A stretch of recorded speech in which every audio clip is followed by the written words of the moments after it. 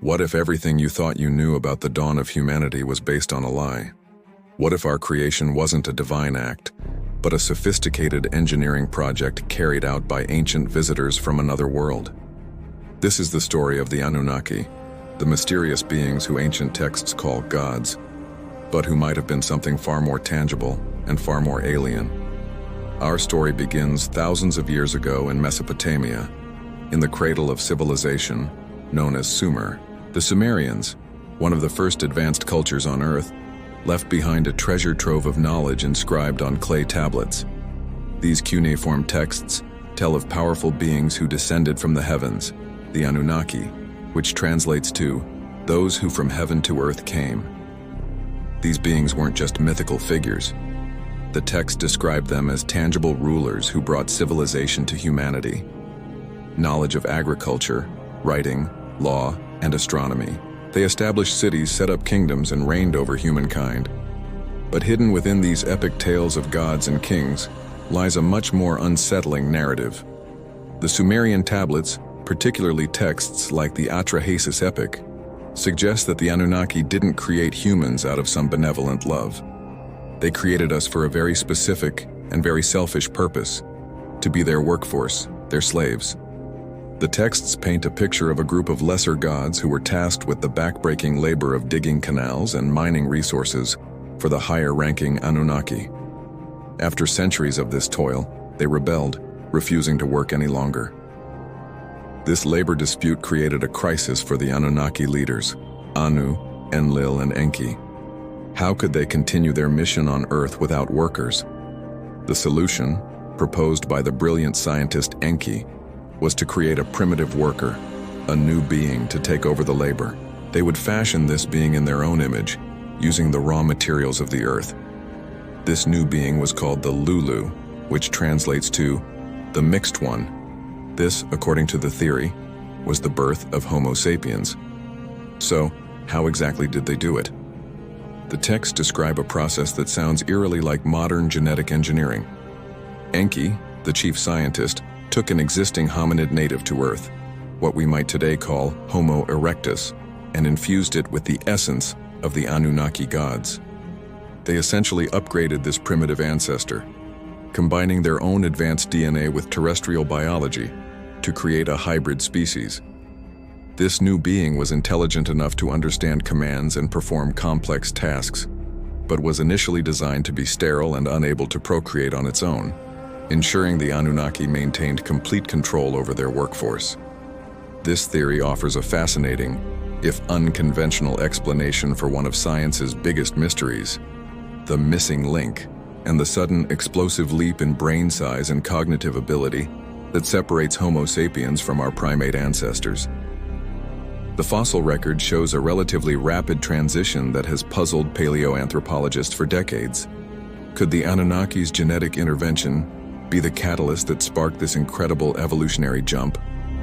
Believers in this theory point to this unexplained leap in human intelligence as compelling evidence. It's a provocative idea that our very consciousness, our ability to create art, to ponder the universe, was not just an accident of evolution, but a direct result of extraterrestrial genetic manipulation.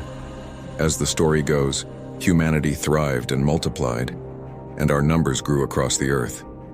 We fulfilled our purpose mining gold and other precious minerals for our creators. Why gold? The theory, popularized by author Zecharia Sitchin, posits that the Anunnaki needed gold not for currency or decoration, but for survival.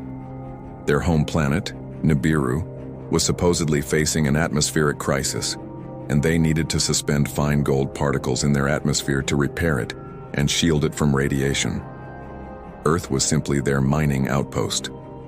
But as generations passed, a problem arose. Humans became more self-aware.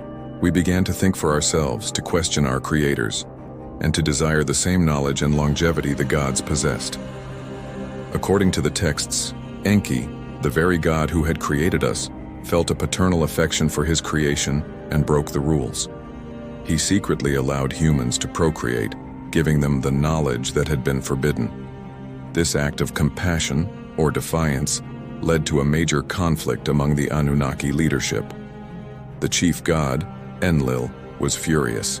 He saw humanity's growing population and independence as a threat. The noise and chaos of human cities disturbed him, and he resolved to wipe the slate clean. He decided to destroy humankind with a cataclysmic flood. Does this story sound familiar? It should. The Great Flood is a cornerstone myth found in countless cultures around the globe. We see it in the biblical story of Noah's Ark, the Babylonian epic of Gilgamesh with the hero Utnapishtim, and in legends from ancient Greece, India, and even Native American traditions. All these stories tell of a great deluge sent to punish humanity, and a single wise man who is warned by a compassionate God to build a great boat and save his family and the animals of the earth. Is it possible that all these cultures, separated by vast oceans and thousands of years, were all chronicling the same historical event? Were they all referring to the same conflict between Anunnaki gods, just using different names and cultural contexts? This brings us to the modern day. If the Anunnaki were real, where did they go? Did they simply pack up and leave once they had enough gold? Or is their influence still felt today? Some researchers believe the Anunnaki never truly left. They suggest that these beings continue to operate from the shadows, subtly guiding human history, manipulating governments, and controlling the flow of technology and information. They may be the invisible hand behind secret societies, the figures in the background pulling the strings of world leaders. This idea posits that our progress isn't entirely our own, but is part of a larger, ongoing agenda set by our original creators. Perhaps they are waiting for us to reach a certain level of technological or spiritual maturity before revealing themselves once more. Other theories propose that their return is imminent. Prophecies from ancient cultures, combined with the modern UFO phenomenon and increasing global unrest, are seen by some as signs of their impending arrival. When they do return, will they come as saviors, or as conquerors reclaiming what they see as their property? This is the ultimate question. The answer could finally reveal the truth about our origins, our purpose, and our ultimate destiny as a species. Are we a random product of evolution, or the result of an ancient cosmic experiment? So, what do you believe? Are we the children of benevolent gods created in a divine image? Or are we the descendants of a genetically engineered slave race, created by advanced beings from another world to serve their own needs? The Sumerian tablets offer a story that is as compelling as it is disturbing, blurring the line between myth and history. Perhaps the truth isn't written in our history books, but is hidden in our very DNA, waiting to be unlocked. History, after all, is written by the victors, but the ultimate truth might just be written in the stars. Let me know your thoughts down in the comments below. I'd love to hear what you think about this ancient mystery. And if you enjoy exploring the biggest questions of our past, make sure to hit that subscribe button and turn on notifications so you don't miss our next journey into the unknown. Thanks for watching.